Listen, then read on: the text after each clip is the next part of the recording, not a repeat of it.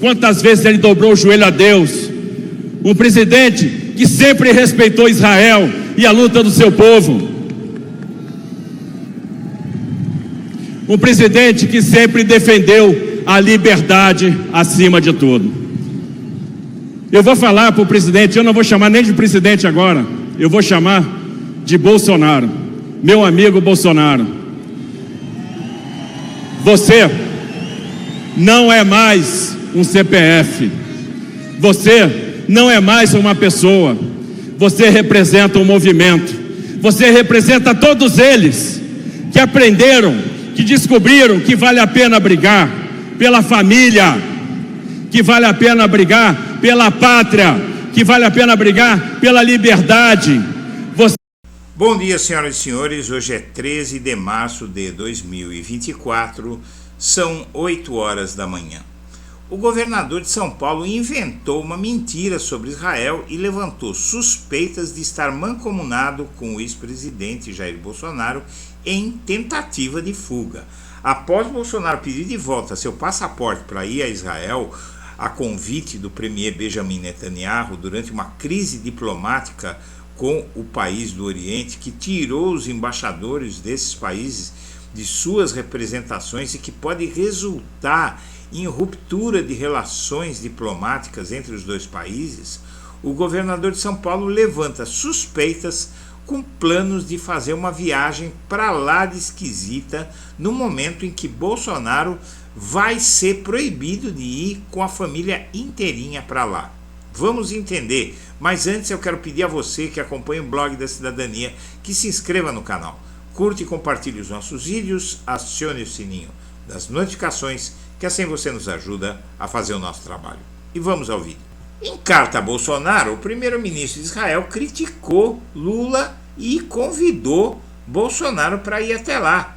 Em meio ao conflito com o grupo Hamas na faixa de Gaza, o genocida israelense enviou uma carta a Bolsonaro xingando Lula e convidando o Bolsonaro a ir até lá junto com toda a família dele.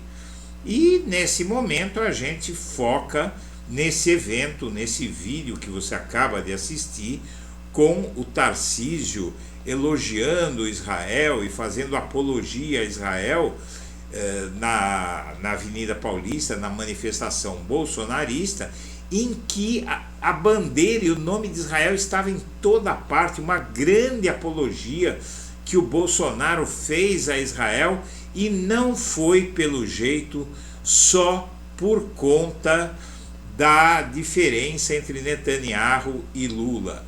Veja bem, minha amiga, meu amigo, o Brasil retirou o embaixador brasileiro de Israel e está surgindo uma crise diplomática, na verdade já surgiu uma crise diplomática que muitos analistas dizem que vai terminar em ruptura de relações diplomáticas entre os dois países.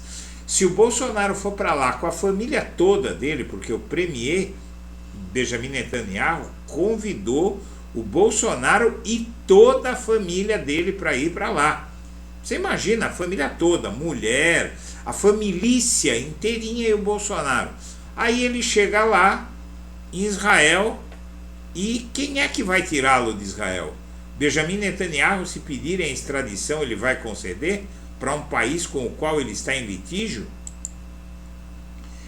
E o mais interessante é que em uma outra matéria aqui do portal Metrópolis, e que fala de como o Alexandre de Moraes conduz com cautela as investigações sobre o 8 de janeiro, né, que aperta as vítimas, mata suas presas devagarinho como uma jiboia.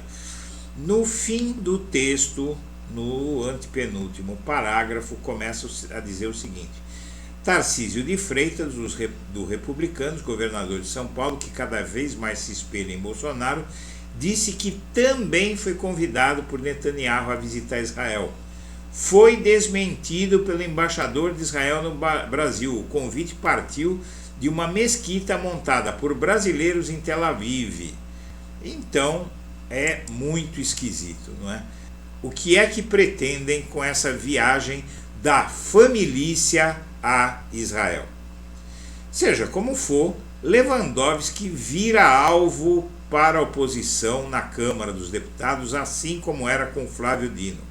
A oposição bolsonarista da Comissão de Segurança Pública convoca agora o Lewandowski, como fez com Flávio Dino, e vai tentar desestabilizá-lo, irritá-lo, criar caso com ele e tentar expor o ministro da Justiça de Lula, ex-ministro do STF, com falta de respeito, com as suas piadinhas, e vai começar tudo de novo.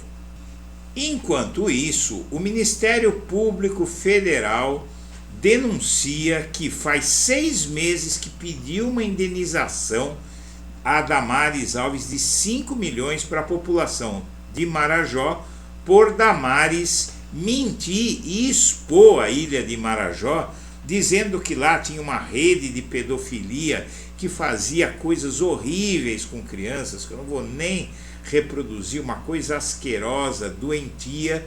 Pediram a Damares que comprovasse aquelas denúncias e ela não comprovou nada e expôs a ilha como um centro de pedofilia. Ministério Público do Pará pediu 5 milhões de indenização a ela e agora denuncia que o caso está parado na justiça há 6 meses. E o Grupo Folha, através do UOL, passa pano para a mulher do Sérgio Moro. Diz que ela tem sim o direito de desmudar o domicílio eleitoral dela, se, como deputada federal por São Paulo, veja, ela estava no Paraná, pediu transferência do domicílio eleitoral para São Paulo, conseguiu se eleger deputada por São Paulo sem ter qualquer vínculo com São Paulo, e agora, sendo deputada federal por São Paulo, ela vai voltar para o Paraná para disputar a sucessão do marido no Senado e vai deixar o mandato a Deus dará e os paulistas com cara de idiotas. E o portal UOL passa pano para isso, diz que ela tem direito de fazer isso, inclusive de disputar a eleição e, se não se eleger, voltar a ser deputada por São Paulo. E é o terceiro encontro de Lula com o governador de Minas, o Zema, e essa é uma notícia bastante interessante que mostra uma insuspeita aproximação do Lula também com o Zema. Ele vai derrubando barreiras, vai tentando reduzir as tensões aí com a oposição. O Lula parece ter um plano muito concreto e parece saber de alguma coisa que ninguém mais sabe. Lembram do Aldo Rebelo, que foi do PCdoB por 40 anos, foi ministro do esporte de Lula? Tá aí o Aldo Rebelo entrando na chapa de Nunes e aderindo a Bolsonaro. Vamos falar menos que é melhor sobre esse cara. E a pepita de ouro achada com Valdemar Costa Neto é peça rara e veio de garimpos de fora do Brasil. A história dessa pepita ainda vai ser contada, é uma história muito estranha. O Valdemar Costa Neto deu uma explicação esquisita para a posse dessa pepita, ninguém entendeu, ele disse que não se lembra direito e tem coisa por aí e nós vamos saber ainda. Anderson Torres, além de todos os problemas que ele tem, vai enfrentar um processo da Polícia Federal por manter aves raras em extinção em cativeiro na casa dele irregularmente.